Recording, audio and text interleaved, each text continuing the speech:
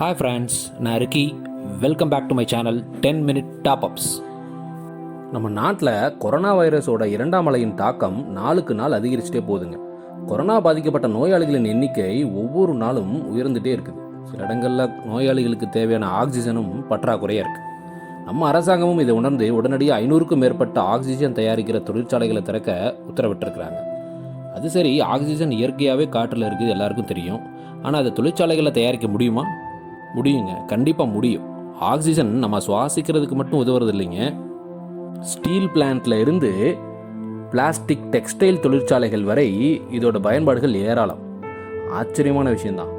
சரி, இதுக்கெல்லாம் பயன்படுற ஆக்சிஜனை எப்படி தொழிற்சாலைகளை தயாரிக்கிறாங்க? இதை பற்றி தெரிஞ்சுக்க உங்களுக்கு ஆர்வம் இருந்தால் வாங்க வீடியோக்குள்ளே போகலாம். நம்ம பூமியோட அட்மாஸ்பியரில் ஆக்சிஜன் 21% மட்டும்தான் இருக்குதுங்க. Nitrogen 78%, 1% argon, carbon di oxide போன்ற வாயுக்களும் இருக்கு.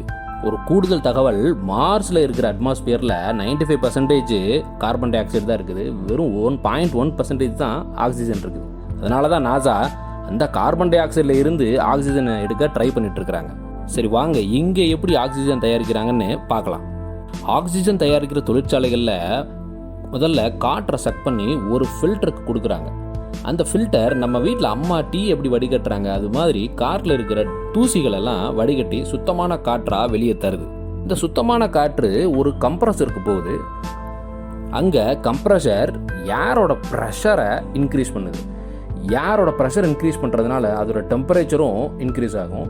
ஸோ கம்ப்ரஸர்லேருந்து வெளியே வர்ற அந்த வெப்பமான காற்றை லிக்விட் நைட்ரஜன் யூஸ் பண்ணி கூல் பண்ணுறாங்க.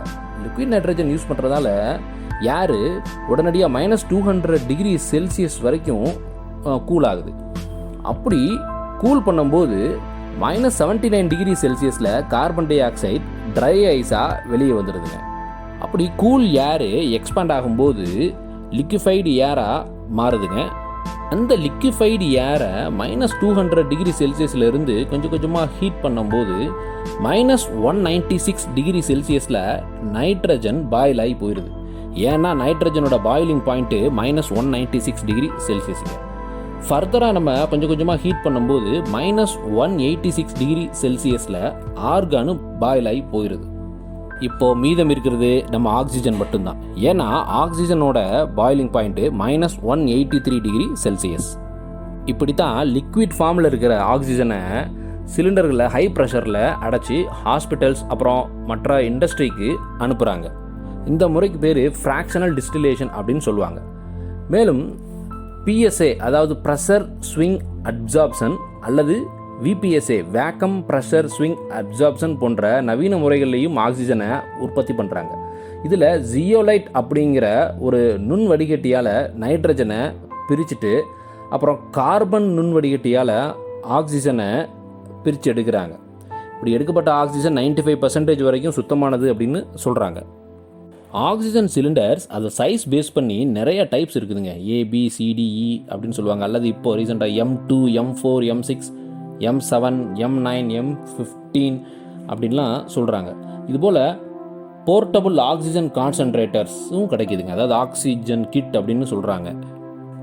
ஆக்சிஜனை அதிக லெவலில் டிரான்ஸ்போர்ட் பண்ணணும்னா கிரையோஜெனிக் டேங்க்கில் டிரான்ஸ்போர்ட் பண்ணுறாங்க. நம்ம நாடு கூட ரீசெண்டாக சிங்கப்பூர்லேருந்து 4 கிரையோஜெனிக் டேங்கை நம்ம ஏர்ஃபோர்ஸ் மூலமா கொண்டு வந்திருக்கிறாங்க.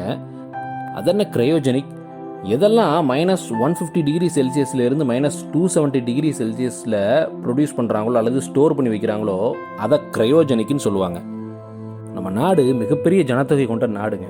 அது மட்டும் இல்லை, சிறிய பரப்பளவில் பாப்புலேஷன் அதிகமாக இருக்கிறதுனால, அதாவது டென்ஸ்லி பாப்புலேட்டட்னு சொல்லுவாங்கள்ல, அதுதான்.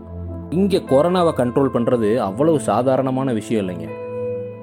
ஒரு ஹாஸ்பிட்டலில் ஒரு பேஷண்ட்டுக்கு ஒரு நிமிஷத்துக்கு 60 லிட்டர் ஆக்சிஜன் தேவைப்படுது. அதாவது ஒரு நாளைக்கு சராசரியாக 86,000 லிட்டர் ஆக்சிஜன் தேவைப்படுதுங்க. யோசிச்சு பாருங்கள், நம்ம நாட்டில் இருக்கிற பேஷண்ட்ஸ் எல்லாத்துக்குமே ஆக்சிஜன் தேவை அப்படின்னா டன் கணக்கில் தேவைப்படும் ஆக்சிஜன். நம்ம நாடு கடுமையான முயற்சி எடுத்து ஆக்சிஜன் அதிக லெவலில் உற்பத்தி செய்கிறதுக்கு முயற்சி பண்ணிகிட்டு இருக்கிறாங்க. அதுபோக அதிக லெவலில் ஆக்சிஜனை இம்போர்ட் பண்ணுறதுக்கும் ட்ரை பண்ணிட்டு இருக்கிறாங்க. நாமும் நம்மால் முடிஞ்ச வரை நம்ம அரசுக்கு அவர்கள் கூறும் வழிமுறைகளை பின்பற்றி உறுதுணையாக இருக்கணுங்க. இந்த இந்த வீடியோ உங்களுக்கு யூஸ்ஃபுல்லாக இருந்திருக்குன்னு நினைக்கிறேன். அப்படி யூஸ்ஃபுல்லாக இருந்ததுன்னா என் சேனல் சப்ஸ்கிரைப் பண்ணுங்கள், மறக்காமல் பெல் ஐக்கானை கிளிக் பண்ணுங்கள். தேங்க்ஸ் ஃபார் வாட்சிங்.